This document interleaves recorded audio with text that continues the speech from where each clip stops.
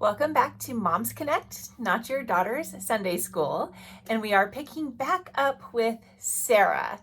So we've done some background work with her, going over passages that really aren't taught in your daughter's Sunday school. So things like Abraham pimping out his wife/sister, really not a popular topic for a third grade class, right? But I doubt Sara would call those experiences background experiences. That was point blank human trafficking. We looked at how if it weren't for God's intervention, Sara would have been left there. That's where her story would have ended, as the concubine of either Pharaoh or King Abimelech. And that would have been the end of her story.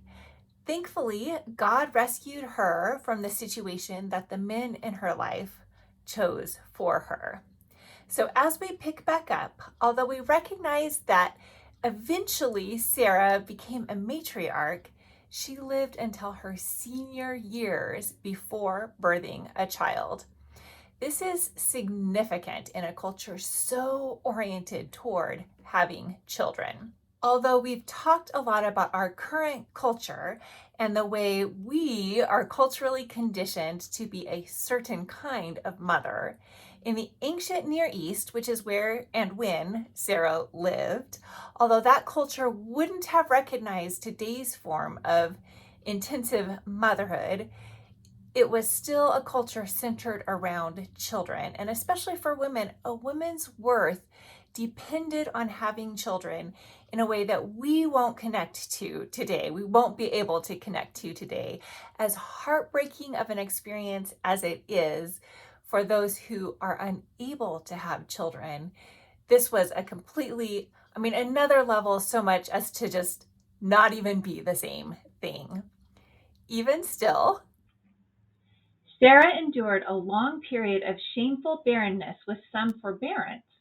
Although Sarah had lived assertively for the bulk of her life as a dominant and barren matriarch, she most strongly emerges as a distinct voice in the biblical text during situations relating to her fertility and subsequent motherhood. so it is clear that Sara is passionate about both becoming a mother and protecting her child, going to exaggerated and questionable lengths to accomplish both of those things. Sara does eventually give birth to a child, Isaac, but not until after she has inserted Hagar into the mix, which really complicates things. So Hagar is not listed among the matriarchs, and as she is an Egyptian rather than an Israelite, and she becomes the mother of other nations, she's not an Israelite matriarch. However, she is an early example of motherhood in the Bible. And interestingly, it could be argued that she followed God to a greater degree than most other biblical characters, including mothers, including fathers, women, and men, including everybody. So Hagar enters the scene because of Sara. In her barren old age, Sara concludes that she will not be able to birth a child for Abraham. But perhaps she could provide a child for him through her servant Hagar. Sara, who was twice given by Abraham to others, once preceding this incident with Hagar and once after this incident with Hagar, nonetheless, she gives Hagar to Abraham for the specific purpose of bearing a child. Sarah's intent was then to claim any resulting child as her own. Hagar's story provides an interesting foil to the stories of the matriarchs. Though she is a mere servant, she experiences multiple theophanies. A theophany is when God appears to a person and God appears to Hagar. Unlike many of the other women of Genesis, she does not struggle with barrenness or experience any trouble in conceiving. However, her encounter with motherhood, though seemingly welcome, almost instantly brings turmoil and strife.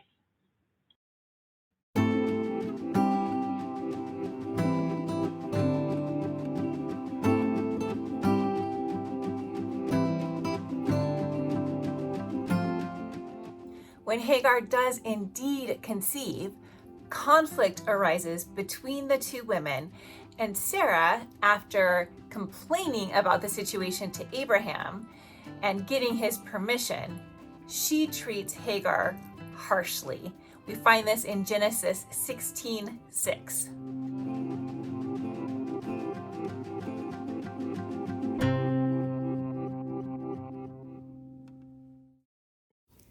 The Bible is clear of the traumatic triangle involving Abraham, Hagar, Sarah. Hagar's position as slave, Sarah's barrenness, and Abraham's patriarchal acquiescence make for a perfect storm. The biblical text makes plain the unwelcome truth that women participate in the trafficking and sexual abuse of other women. Understandably, Hagar runs away. So after running away, Hagar encounters the angel of the Lord in the wilderness.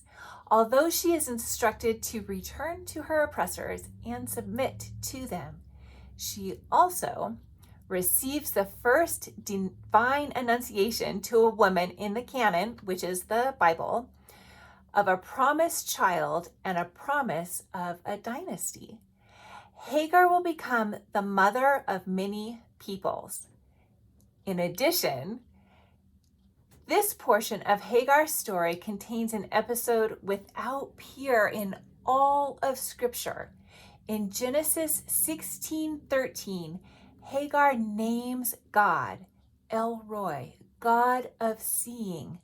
She is the only person in the canon to give God a name. Hagar not only sees God in person, she has a conversation with God and actually gives God a name. Moses didn't do that. Peter or Paul or even Mary and Joseph give Jesus his name because God has told them that's what his name is to be. Hagar is the only one to do this.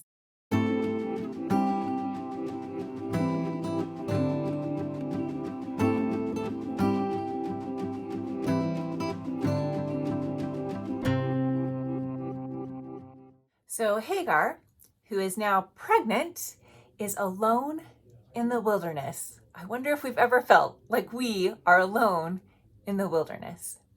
So we won't take time to go through the history and theology of what the wilderness represents, other than to say that it was considered to be the place of death. So this was both symbolic and literal. Hagar was in the symbolic place of death, but it's also safe to say that a pregnant woman alone in the wilderness would not survive very long.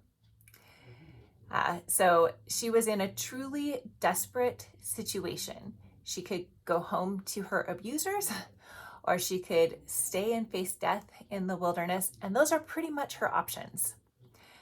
Then she meets the angel of God, who is considered to be the representative of God, considered to be meeting with God. She meets the angel of the Lord, and God gives her some hard instructions. She is to return to the place of her abuse, but she also receives some amazing prophecies. She is to name her son Ishmael, which means God hears. God hears. And she is assured that God has heard her cries. She replies with this. This is Genesis 16:13. Thereafter, Hagar used another name to refer to the Lord, who had spoken to her. She said, "You are the God who sees me." She also said, "Have I truly seen the one who sees me?" In the middle of this terrible ugliness, we have this beautiful experience. Hagar, an Egyptian slave who has been trafficked and abused, understands that God hears her and God sees her. She is not one of the chosen Israelites, but God is with her. So Hagar returns and births her son, names him Ishmael. And although Sarah's original intent was to claim Hagar's child as her own, she does not do so. Let's pause for a minute and reflect on these questions. Have you ever felt you were in a wilderness? Have you ever heard from God? Would you like to? And what about? What name would you have given God in a past circumstance? What name would you give God in your current circumstance? Please pause the video to reflect and share.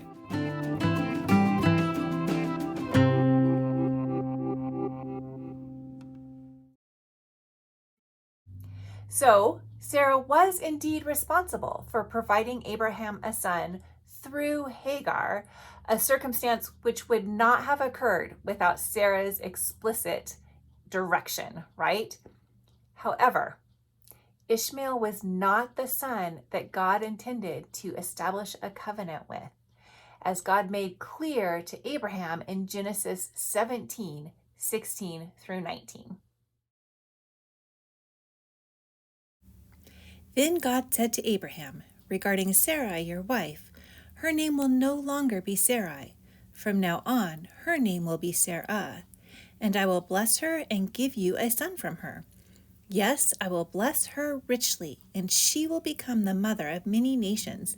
Kings of nations will be among her descendants. Then Abraham bowed down to the ground, but he laughed to himself in disbelief. How could I become a father at the age of 100, he thought, and how can Sarah have a baby when she is 90 years old? So Abraham said to God, May Ishmael live under your special blessing. But God replied, No, Sarah, your wife, will give birth to a son for you. You will name him Isaac, and I will confirm my covenant with him and his descendants as an everlasting covenant. As for Ishmael, I will bless him also, just as you have asked. I will make him extremely fruitful and multiply his descendants. He will become the father of 12 princes, and I will make him a great nation. But my covenant will be confirmed with Isaac, who will be born to you and Sarah about this time next year. Although God did bless Ishmael and caused him to father nations, Sarah is to bear a son herself, which she did well past childbearing age. And this son, Isaac, was to be the recipient of God's covenant. Neither Sarah nor Abraham expected this to happen, as is evidenced by their separate individual responses of laughter. However, God intervened and this miracle occurred.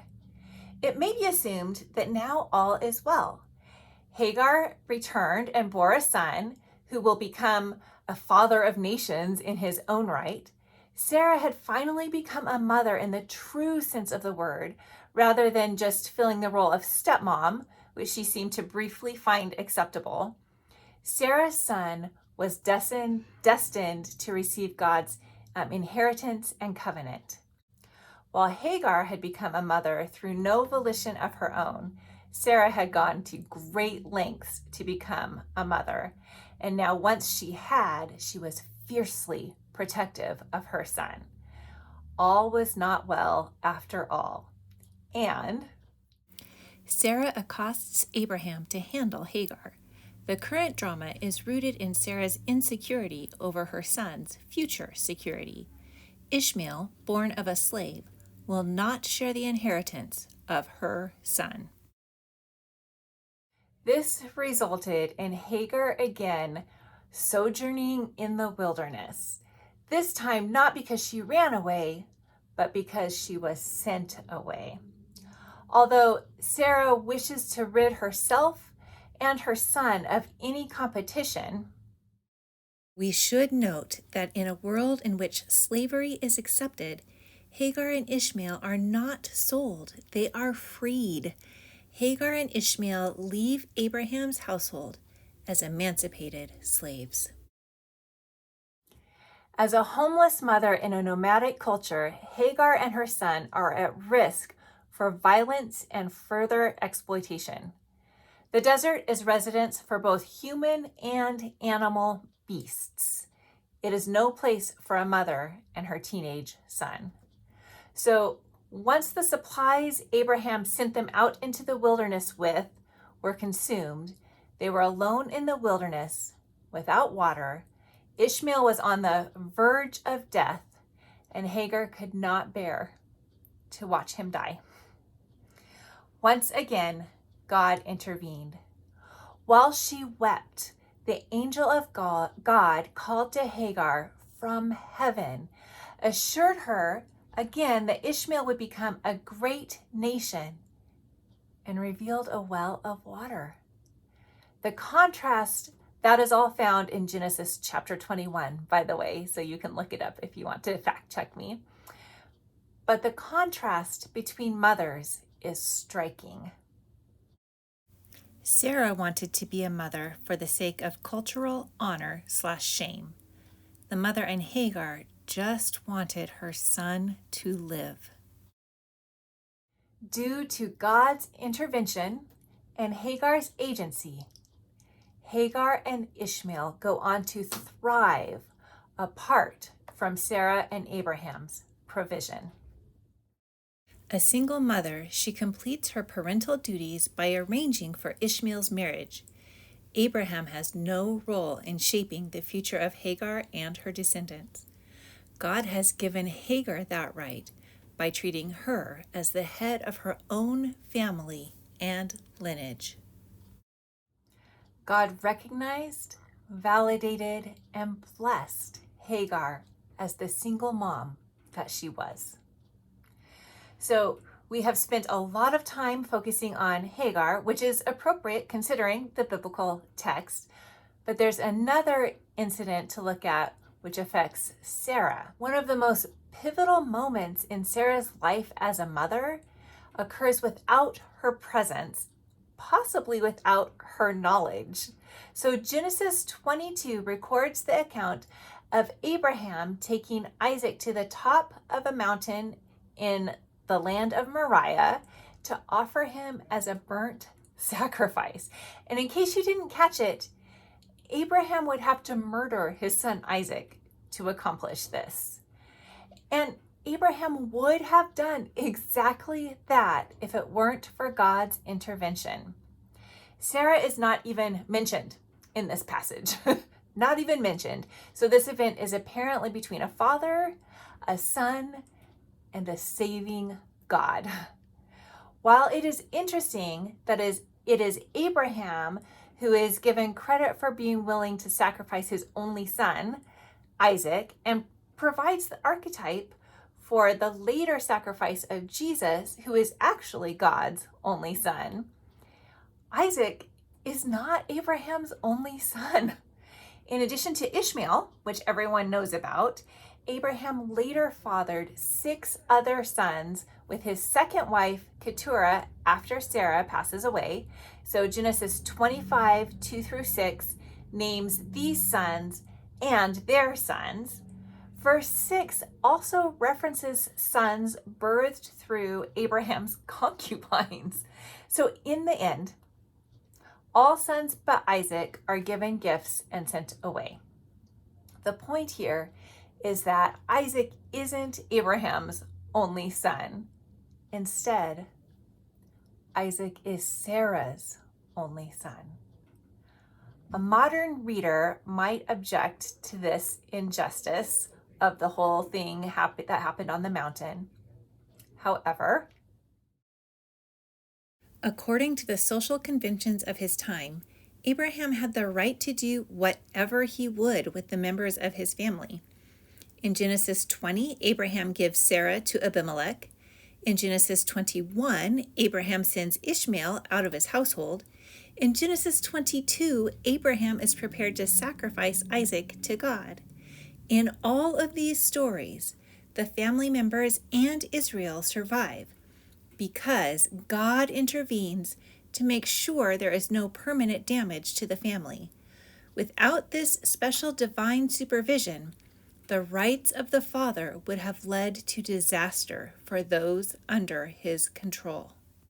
As a side note, while this biblical situation between Sarah and Abraham is extreme, contemporary mothers may relate to this account when the fathers of their own children have custody and parent in ways objectionable to the mothers. There really are no heroes in this narrative. There are no perfect characters. Even Hagar, with her in-person interaction with God, had some issues. What I'd like to focus on for a moment is that the stories of Hagar and Sarah overflow the bounds of patriarchal motherhood, which we spent so much time discussing. Neither of these women exemplify intensive complementarian mothering. Sarah, in an incestuous relationship with her half-brother, was a victim of human trafficking perpetuated by the man who was supposed to be her protector. God's protection and intervention freed her from the situation twice and made room for her own agency, her own ability to change things. So Sarah asserted this agency, which led to just a mess of family relationships, including the trafficking of her servant Hagar and turning herself, Sarah, into a literal jealous stepmother. Although Sarah complicated the situation, and honestly, who hasn't complicated their own situations, God was still invested and active in Sarah's life. God still championed Sarah, and she birthed a child in her old age. And just as a side note, women who delay childbirth and resort to fertility treatments may relate to Sarah's struggle to conceive and to her advanced maternal age. This is just another biblical connection to contemporary life. However, Sarah's highly advanced maternal age speaks to the miraculous intervention of God. Sarah then faced further complications in her blended family relationships and eventually acted out against Hagar. And then later, after fiercely advocating for her only son, she almost lost him anyway, again to the man who was to be both of their protector. Hagar found herself entangled in all of this family drama. She was trafficked, abused, blamed, abandoned, and eventually became a single mom fending for herself and her son. Another contemporary comparison may be found in the experience of the African American mother, and by extension, all oppressed mothers. The story of Hagar became paradigmatic of God's promises to enslaved African mothers. Hagar was a mother who could do nothing but rely on the promise of God to save her and her child. Her story shows that God did indeed save Hagar and her child, suggesting that God would do the same for enslaved women in America. Hagar experienced the working of God directly in both her and her son's life.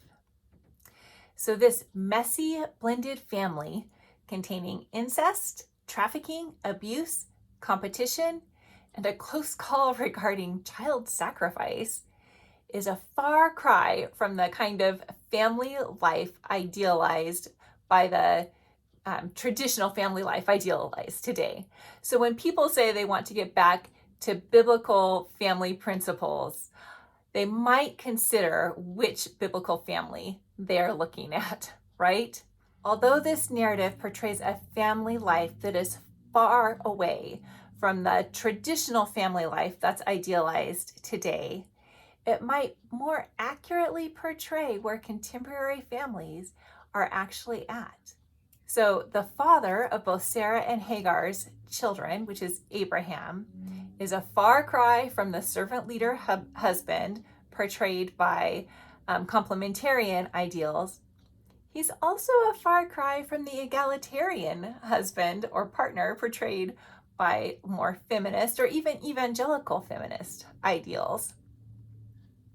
While Sarah's passionate mothering may have some overlap with today's mothering, she is still a far cry from intensive complementarian motherhood. And Hagar, as a single, working, often oppressed mother, also fails to meet those standards. She's not a stay-at-home mom, right? Again, her experience may more accurately portray that of many contemporary mothers, far more than like a traditional ideal can portray. While all of this is accurate, God still had a plan for them. God was still intricately involved in each of their lives. God acted for their good. Any biblical takeaway from this complicated saga does not point to today's unrealistic motherhood ideals. Instead, this takeaway points to the involvement of God working in complicated, messy situations and complicated, messy lives. So now the question becomes, where are you in this story? Where do you fit? Where is your life on this complicated, messy spectrum? Where is God working in your life? Where do you need God working in your life? Whatever your story is, and we've seen some crazy stories that are believable because they're crazy. Think about your life timeline, where your life has been, the path your life has taken.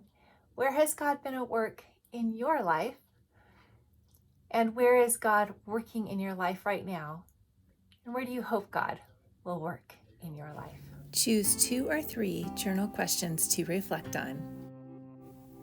Ironically, considering her start to motherhood, Sara has been overlooked as Isaac's parent, as she was the one who truly only had one son. Have you felt overlooked in important areas of your life? When and how? How has this affected you? There is immense damage done because of the conflict between Sara and Hagar.